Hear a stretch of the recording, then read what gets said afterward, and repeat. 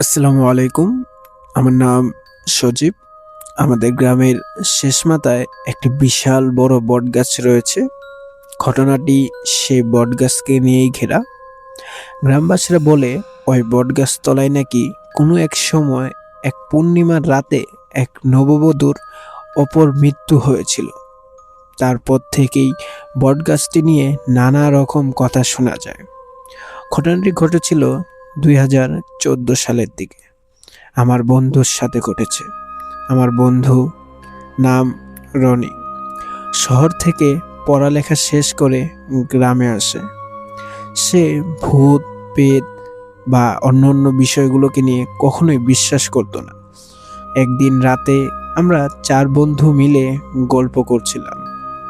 হঠাৎ বন্ধু শাওন সে বটগাছটাকে নিয়ে একটা ভৌতিক সত্য ঘটনা বলতে লাগলো, যেটা তার সাথেই ঘটেছিল। আমি 2 বছর আগে পাশের গ্রামে আমার এক ফুফাতো ভাইয়ের বিয়ে খেতে গিয়েছিলাম।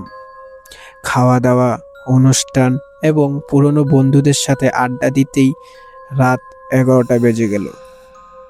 তখন পর্যন্ত আমি শুধু সেই বটগাছটির বিভিন্ন রকম কথা শুনে গিয়েছি, তবে আমি নিজ চোখে কখনোই কিচ্ছু দেখিনি।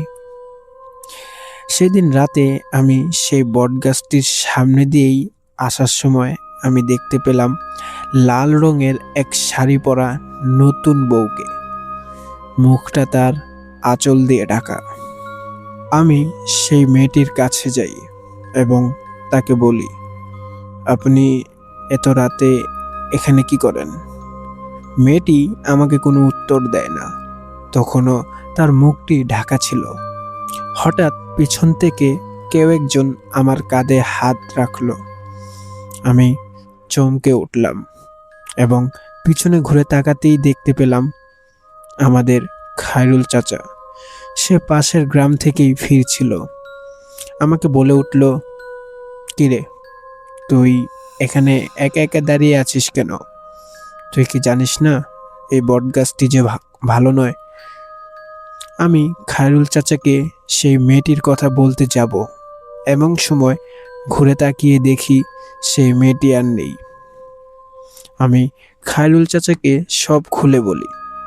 এরপর খায়রুল চাচা আমাকে আর কিছু না বলে আমাকে আমার বাড়ি পৌঁছে দিয়ে চলে যায় এবং যাওয়ার সময় মাকে কিছু একটা বলে যায়। শাওন যে কথাগুলো বলল সেগুলো একদম সত্য ছিল, কারণ ঘটনাটি এর আগে অনেকবার আমাদেরকে বলেছিল শাওন, এবং করিম চাচার কাছে গিয়েও আমরা শুনেছিলাম। রনি বলে উঠল, এইসব এমনি। সেদিন তুই হয়তো ভুল কিছু দেখেছিলি, অথবা তুই হয়তো বন্ধুদের সাথে কিছু একটা খেয়েছিলি। রনি এবং শাওন এই কথা নিয়ে ঝগড়া লেগে গেল। রনি বাজি ধরে বসলো। সে রাত 12টার পর ওই বটগাছের নিচে একা বসে থাকার চ্যালেঞ্জ নিল। সেদিন রাত 12টায় সে বাড়ি থেকে বেরিয়ে পড়ল। তার সাথে ছিল কেবল একটা টর্চ আর একটা মোবাইল ফোন। পরের দিন সকালে আমরা রনির মুখে যা শুনি, রাত যখন 1টা, চারপাশ একদম নিঝুম। ঝিঝি পোকার ডাকটাও যেন থেমে গিয়েছে। রনি লক্ষ্য করল চারপাশের বাতাস হঠাৎ খুব ভারী হয়ে গেছে। গাছের ওপর থেকে শুকনো পাতার পড়ার খসখস শব্দ হচ্ছে, কিন্তু কোনো বাতাস নেই। হঠাৎ সে শুনতে পেল দূর থেকে কেউ তাকে ডাকছে, রনি, এই রনি, এদিকে আয়। শব্দটা একদম তার মায়ের মতো ছিল। রনি অবাক হয়ে টর্চ মারল, কিন্তু কাউকে দেখতে পেল না। কিছুক্ষণ পর সে অনুভব করলো তার ঘাড়ের কাছে কেউ নিঃশ্বাস ফেলছে এবং একটা পচা মাংসের দুর্গন্ধ তার নাকে এলো। সে ভয়ে পিছনে ফিরতেই দেখতে পেল গাছের ডালে একটা ছায়ামূর্তি ঝুলে আছে, যার পা দুটো উল্টো দিকে ঘোরানো ছিল। ছায়ামূর্তিটি ধীরে ধীরে মাটিতে নেমে আসলো আর খিলখিল করে হাসতে লাগলো। তার হাসি এতটাই ভয়ঙ্কর এবং উচ্চ সুরে ছিল যে রনির নাক কান দিয়ে রক্ত বের হতে লাগলো। কিছুক্ষণ পরে রনি অজ্ঞান হয়ে গেল। পরের দিন তাকে উদ্ধার করা হয়, কিন্তু তার গলায়, চারপাশে এবং আঙ্গুলের ছাপ পাওয়া গিয়েছিল যে সেটা কোনো মানুষের হতে পারে না। আজও রনি স্বাভাবিক হতে পারেনি। সে শুধু শূন্য দৃষ্টিতে তাকিয়ে থাকে, বিড়বিড় করে বলে, ও আমাকে ডাকছে, ও আমাকে নিয়ে যাবে। এই ছিল আমার বন্ধুর সাথে ঘটে যাওয়া একটি ঘটনা। আমার বন্ধু আজও স্বাভাবিক হতে পারেনি। আসসালামু আলাইকুম। আমার নাম নয়ন। এই ঘটনাটা আমার বন্ধুর চাচার মুখে শোনা। তিনি নিজে এসব দেখেছেন। সে ঠিক যেভাবে বলেছেন সেভাবেই লেখার চেষ্টা করেছি। আশা করি ভালো লাগবে। ভুল ত্রুটি হলে মাফ করবেন। ঘটনাটি অনেক বছর আগের, দক্ষিণের এক নদীর ধারের গ্রাম। গ্রামটা দিনে খুব শান্ত, কিন্তু রাত হলেই নিস্তব্ধ হয়ে যেত। লোকজন বলে মধ্যরাতের পর নদীর দিক থেকে কেউ হাঁটতে হাঁটতে গ্রামে আসে, কিন্তু সে মানুষ না। ঘটনা শুরু। ছদ্মনাম দিলাম কামাল চাচা। তিনি ছিলেন খুব সাহসী। এসব ভূত পেত এগুলোতে তিনি বিশ্বাস করতেন না। তিনি সাধারণ মানুষের মতোই চলাফেরা করতেন।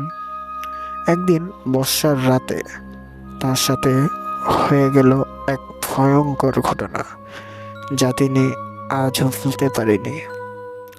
এক বর্ষার রাতে তার গরু হারিয়ে যায়। অনেক খোঁজার পরেও পাওয়া যায় না। রাত প্রায় 1টা। বৃষ্টি থেমে গেছে। চারপাশে কুয়াশা আর কাদা। তিনি লণ্ঠন হাতে নিয়ে একা বের হলেন নদীর দিকে। নদীর ধারে গিয়ে দেখলেন কাদার উপরে বড় বড় পায়ের ছাপ। কিন্তু অদ্ভুত ব্যাপার, পায়ের ছাপগুলো শুধু নদী থেকে গ্রামের দিকে গিয়েছে, কিন্তু ফিরে যাওয়ার কোনো ছাপ নেই। মানে কিছু একটা নদী থেকে উঠে গ্রামে ঢুকেছেন, কিন্তু বের হয়নি। কামাল চাচা কিছু না ভেবেই পায়ের ছাপগুলোকে অনুসরণ করে যেতে লাগলেন। যেতে যেতে তিনি পৌঁছে গেলেন পুরনো একটি টিনের ঘরের সামনে। তিনি দেখলেন পায়ের ছাপ গিয়ে থামলো সেই পুরনো টিনের ঘরের সামনে। ঘরটা বহু বছর ধরে ফাঁকা পড়ে আছে। লোকজন বলে আগে এখানে এক মহিলা থাকতো। হঠাৎ এক রাতে নদীতে ডুবে তিনি মারা যান। তারপর থেকেই এই ঘরটি পরিত্যক্ত অবস্থায় পড়ে আছে। কামাল চাচা ঘরের সামনে দাঁড়াতেই অদ্ভুত একটা আওয়াজ করে দরজাটা নিজে নিজেই খুলে গেল। কামাল চাচা ঘরের ভিতরে ঢুকলেন। ভিতরটা সম্পূর্ণ অন্ধকারে ঘেরা। হঠাৎ তিনি শুনলেন ভেজা কাপড় মাটিতে টেনে নিয়ে যাওয়ার শব্দ।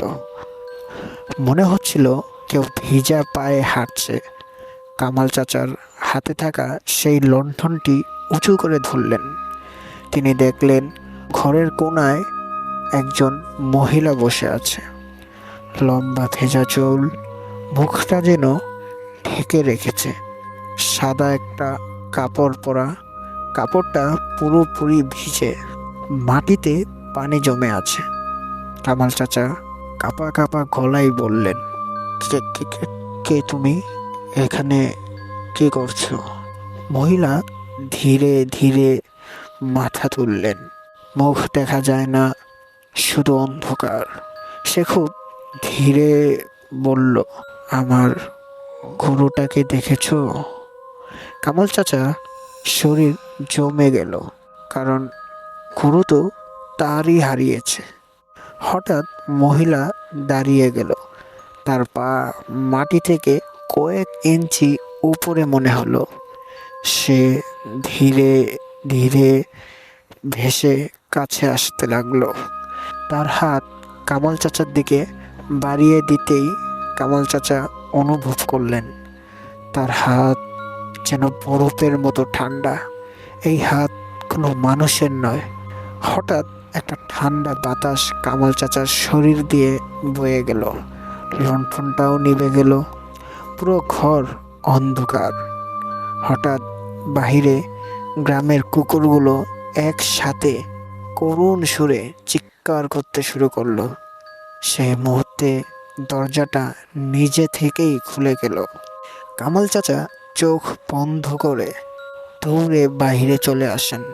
পিছনে তাকিয়ে দেখেন ঘরের দরজার সামনে দাঁড়িয়ে আছে সেই মহিলা। এক দৃষ্টিতে তার দিকেই তাকিয়ে আছে। তার চুল বাতাসে উঠছে, কিন্তু বাতাস নেই। কামাল চাচা তার বাড়ির সামনে এসে অজ্ঞান হয়ে পড়লেন। পরের 3 দিন জ্বরে অচেতন হয়েছিলেন কামাল চাচা। আর তার গরুটিও পাওয়া যায়। তার গরুটি পরের দিন সকালে গ্রামের লোকজন ওই নদীর ধারেই খুঁজে পান। সম্পূর্ণ ভিজা, মৃত, শরীরে কাদামাটির হাতের ছাপ, যেন কেউ টেনে নিয়ে গিয়েছিল। আজও নাকি গভীর রাতে ওই ঘরের পাশ দিয়ে কেউ গেলে ভেজা পায়ের শব্দ শোনা যায়। আর মাঝে মাঝেই শোনা যায়, আমার গরু দেখেছো? এই বলেই সে আজকে তার ঘটনাটি শেষ করলো। আশা করি তার ঘটনাটি আপনাদের কাছে ভালো লেগেছে।